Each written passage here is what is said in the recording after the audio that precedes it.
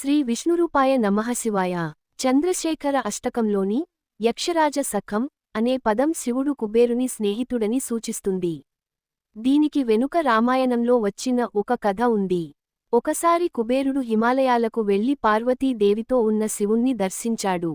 అప్పుడు పార్వతీదేవి శివుడి ఒడిలో కూర్చుని అపూర్వ సౌందర్యంతో కాంతులీనుతూ ఉండగా, కుబేరుడు శివునికి నమస్కరించినప్పటికీ తన ఎడమ కంటితో పార్వతీదేవిని అనుచితంగా చూశాడు.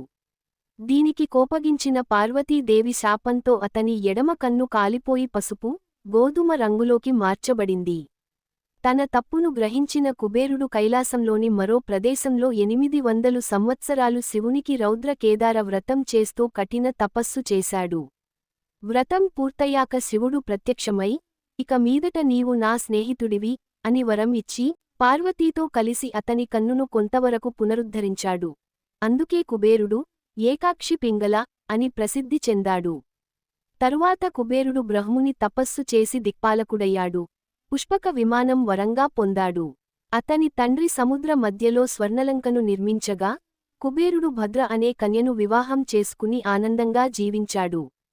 అయితే రావణుడు దుర్మార్గాలలో మునిగిపోయినప్పుడు, కుబేరుడు దూతను పంపి మంచి మార్గంలో నడవమని సూచించగా, రావణుడు ఆ దూతను చంపి లంకను, పుష్పక విమానాన్ని ఆక్రమించి, కుబేరునిపై దాడికి సిద్ధమయ్యాడు.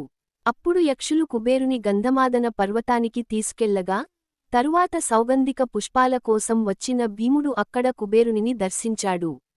బ్రహ్ముడి మనవడు విశ్రవుడికి గంధర్వకన్య ఇలిబిల నుంచి కుబేరుడు, రాక్షసి కైకసి నుంచి రావణుడు పుట్టడంతో వారు అన్నదమ్ములయ్యారు.